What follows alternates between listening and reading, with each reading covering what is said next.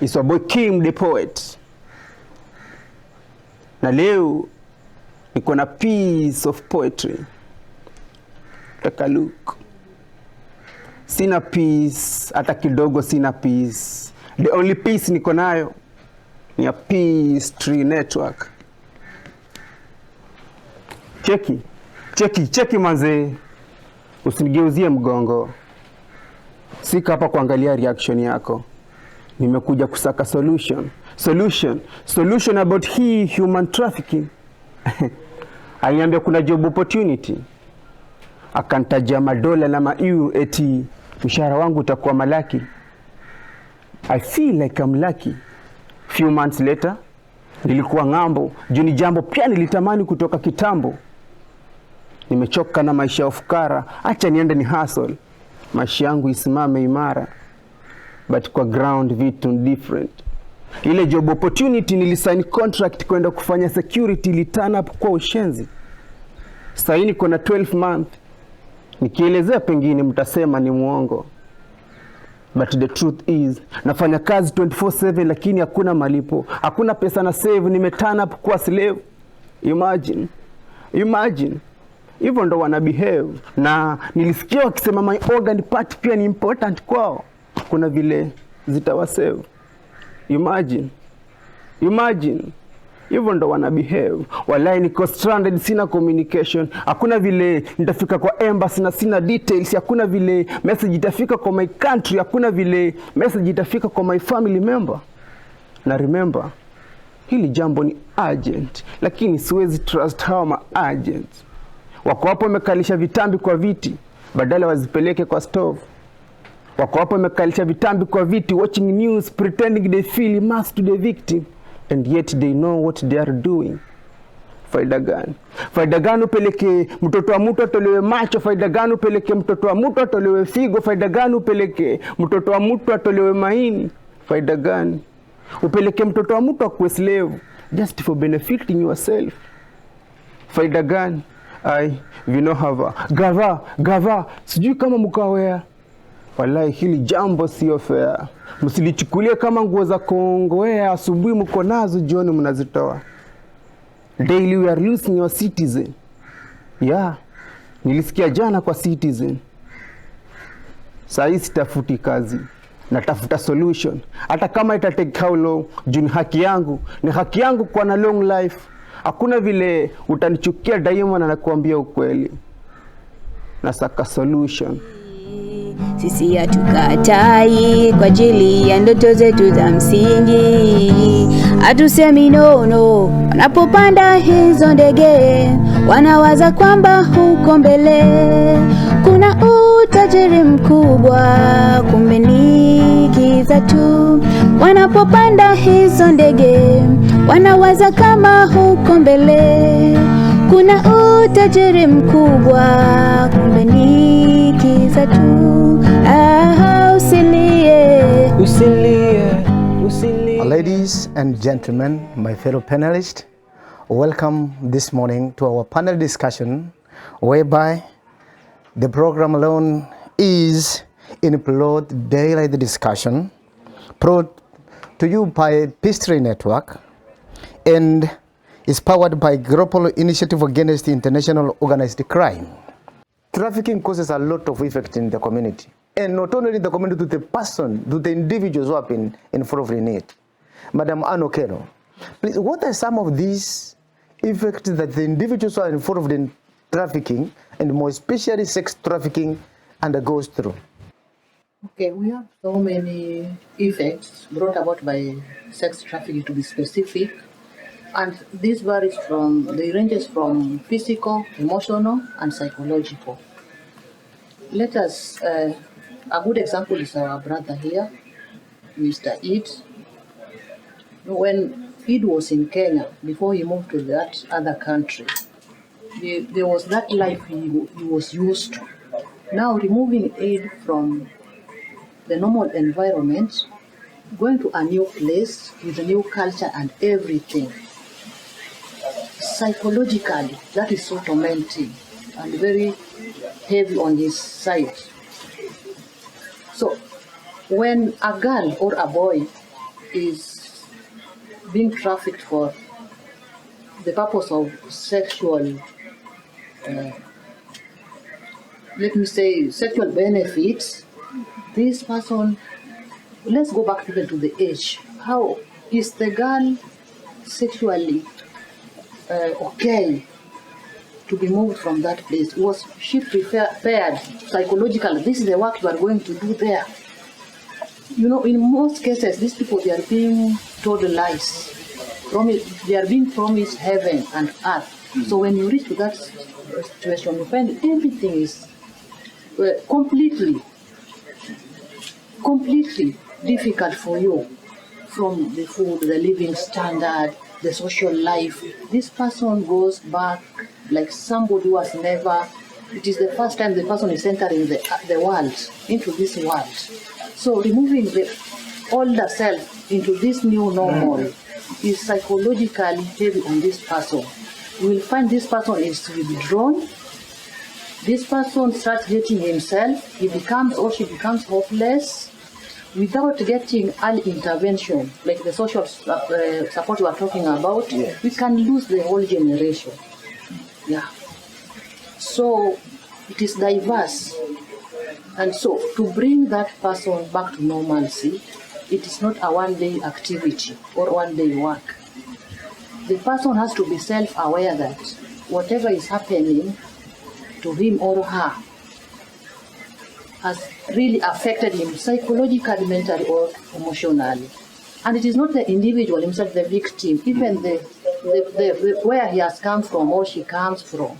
The family is also affected back there, staying with the hope that, okay, he's going to bring back much money. Then your son rings you back home, telling you that I'm suffering, or the work I was promised to go and do, this is not the work I'm doing. Then this person, the family, it can even lead to family breakup. Utakuta baba na mama, kwa mfano, wacha ndio anielewe, hawapatani kwa sababu labda kijana alienda bila idhini ya mama, mama alienda bila idhini ya baba. So unakuta from the your mental, physical, and the social network, everything is broken apart. So it is a very huge loss to both the individual, the victim, and the society at large. Thank you, Madam Anne. Mr. Paul, and now I want to ask, what are the trends? What are the trends the sex trafficking is taking more, especially in Diani and in relation to the beach industry? Traditionally, the trafficking in the coastal region, particularly in Kwale, was that there were white tourists or Westerners who came down to the coast, and then they'll take advantage of young girls and young boys for sexual purposes. So their intention was, besides holidaying, was also to engage in sexual exploitation of young people, youngsters, that is, so to speak. But what is the trend right now is that increasingly the perpetrators are Kenyans, Kenyans from country, Kenyans from within, who become participants in trafficking by first entering the trafficking cycle as sponsors or individuals who are going to help. This it's a cross-generational problem where the older generation who made a little money take advantage of the new generation who are still younger to then engage in casual sex for meager amounts of money. So that's the increasing trend as we speak. But in addition to that, unfortunately, there's the increasing minority right voices, and this is also precipitating trafficking, particularly for gayism, and lesbianism. So while gayism and lesbianism could be individual rights and freedoms on the one hand, but on the other hand, it's actually perpetrating trafficking where an elder lesbian could introduce a younger lesbian to the beautiful coast, and in the process also introduce them into sex trafficking. So these are the trends that we're observing lately, particularly in these confined periods. So and again, it doesn't raise much eyebrow when an auntie brings a little sister and a girl party come down to the coast. It doesn't look. It looks fairly innocent. These are just ladies of different generations that have just gone to enjoy themselves in the coast. But unfortunately, it is breeding a new set of victims of trafficking. Ladies and gentlemen, my fellow viewers, we're discussing on trafficking in persons, the thing which is eating our youth, the thing which is eating our community. And remember, you can be trafficked without even knowing that you are being trafficked. We need to be very careful. Paul has told us, yes, an auntie is looking for house help from up country, only to end up in the sex industry along the coast. Can somebody tell me what is the difference now between trafficking for sex exploitation and for the purpose of clarity, we know what is prostitution? Prostitution is presumed that these are consenting adults, or at least are consenting partners who are adults, and they've commercialized sex. In many other places, it's considered sex work, and it's assumed to be work. However, trafficking is exploitative, meaning that at least one of the two participants is not consented or has consented through violence, deceit, or fraud, or one of the forms or means that you mentioned in describing trafficking. In Kenya, in the Kenyan scenario, any engagement of sex with children is considered trafficking children. It's sex abuse in the first instance under the Sexual Offences Law, and it's also trafficking of the minor under the Counter Trafficking Persons Law. So in Kenya, any child who is engaged in sex one way or another, consent is not acceptable. Yeah. It is then considered trafficking straight away. However, in Kenya again, while the law does not criminalize prostitution, but it does criminalize the act of soliciting, solicitation for prostitution, and the living on the income of prostitution. These are considered against the law. But the fact that two adults will engage in sex and one is paid thereof, a gift, is not considered evil and therefore not against the law. So these are the nitty-gritties that need to be understood along the way. In my personal opinion, prostitution per se, it's individual rights, freedom to engage in that. However, it precipitates trafficking.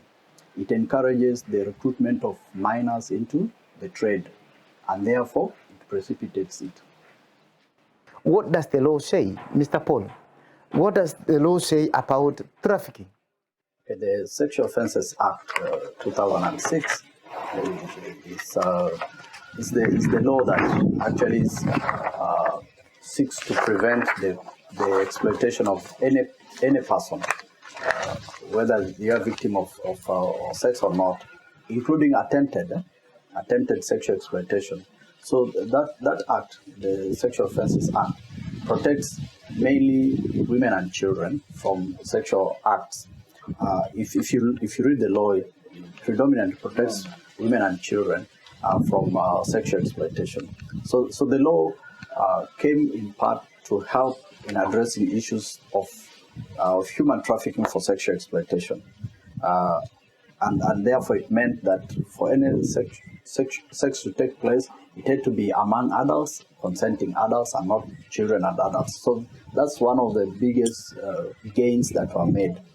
Of course, there are a few undergains that happened in that law, which I believe will be addressed in the next review, some of which are the issues relating to minority rights, like I've just mentioned, and also special rights or rights of special groups like commercial sex workers, as they prefer calling themselves, or prostitutes, as we may use that word.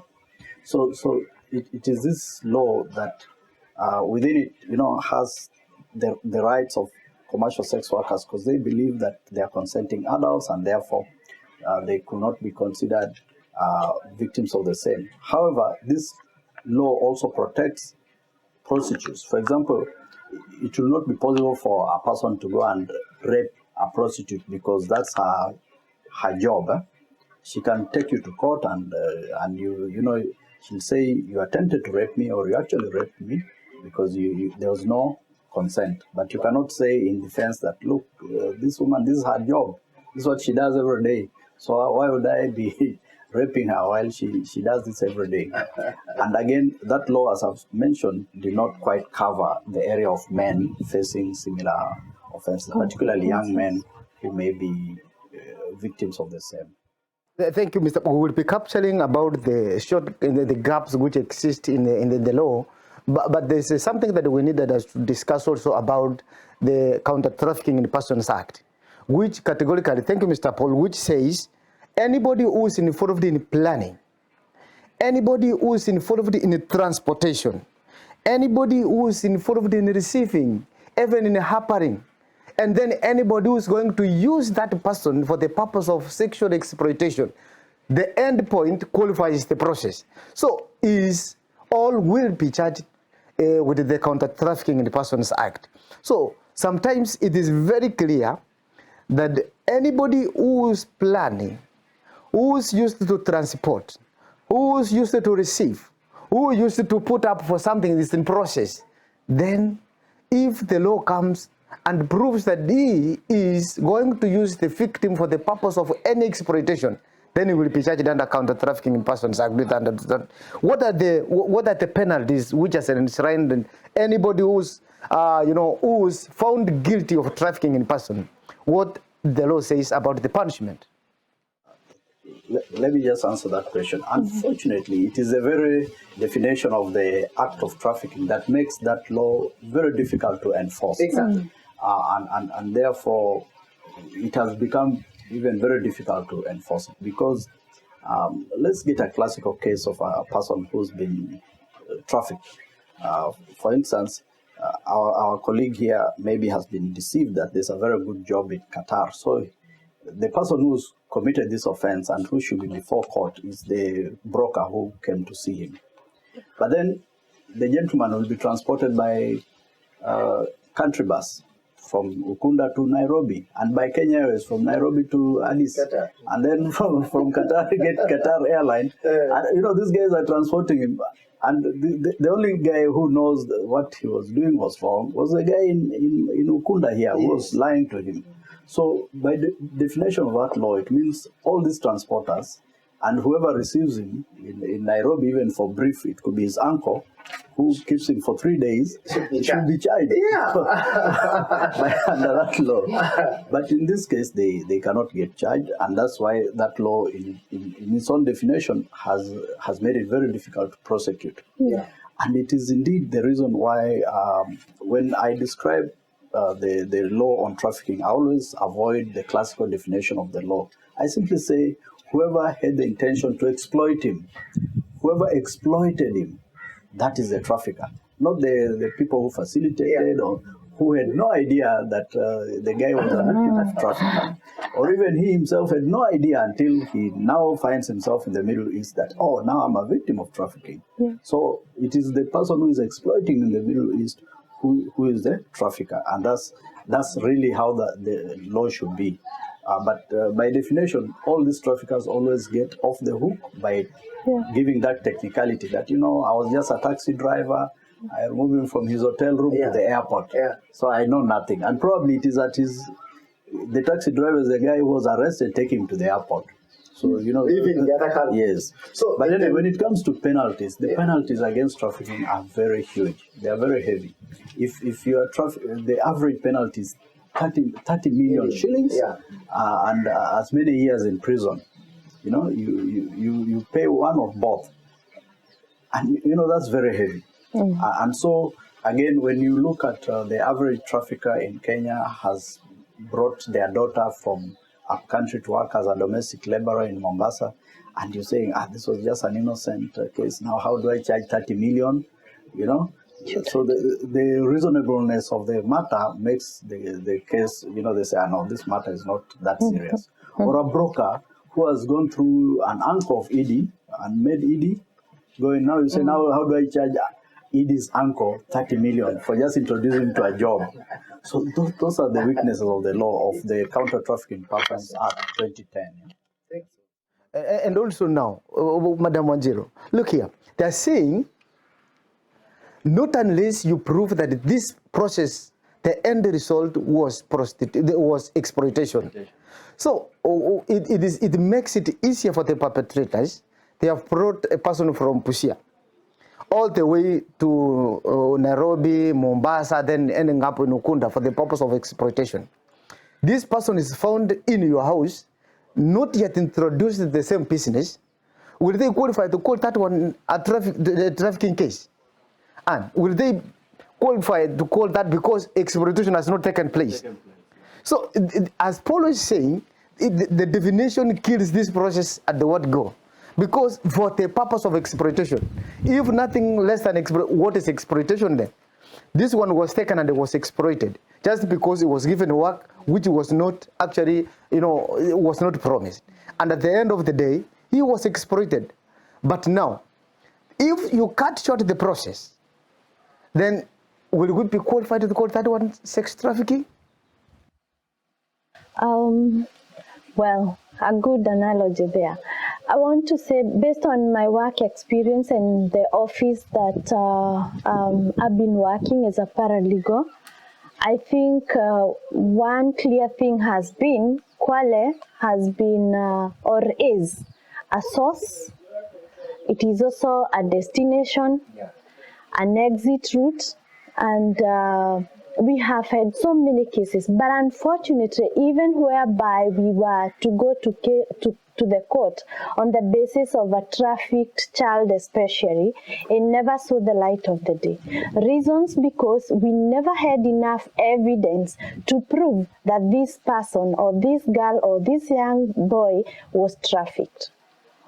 Quoting a number of incidences that we have in record of children that came at a certain time, especially on vacations, and then they are dropped by the buses, then they are stranded, and as an institution or as an organization, we are like, how do we help? Or we are called, hey, kuna watoto hapa, they are stranded, nyinyi watu wa human rights, children's office, why can't you come and help? And then you're like, okay, you go, you want to do a social inquiry report about the children, for instance, and then the child tells you, we were sent, or we boarded a bus from Busia, we came to see our parents. What are the names of your parents? We are given the name of the parent. Do you know the number? No. Would you know where your father is working or your mother is working?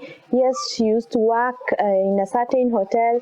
You try to trace, and then you end up not having a clue. Then you realize these children are smart enough to try to hide details, or they have been trained well enough and coached well enough not to give proper details. So you end up having these children either in the police station, then the police are like, we don't have cells for children. So what do? You're looking for a process, making the process awkward. Terribly difficult. Thank you. Let me cut you short. Yes. Well, ladies and gentlemen, our fellow viewers, we are in broad daylight panel discussion, which is talking on the whole issues of sex trafficking, and more especially to Kwale County. We will be discussing about the safe migration. We will be discussing, we'll be getting the views of the survivors who have been in sex trafficking and they are out of it. They will be sharing their personal stories. And of course, we will be talking about how do we get involved to cap this sex trafficking? Sisi hatukatai kwa ajili ya ndoto zetu za msingi. Hatusemi no, wanapopanda hizo ndege wanawaza kwamba huko mbele kuna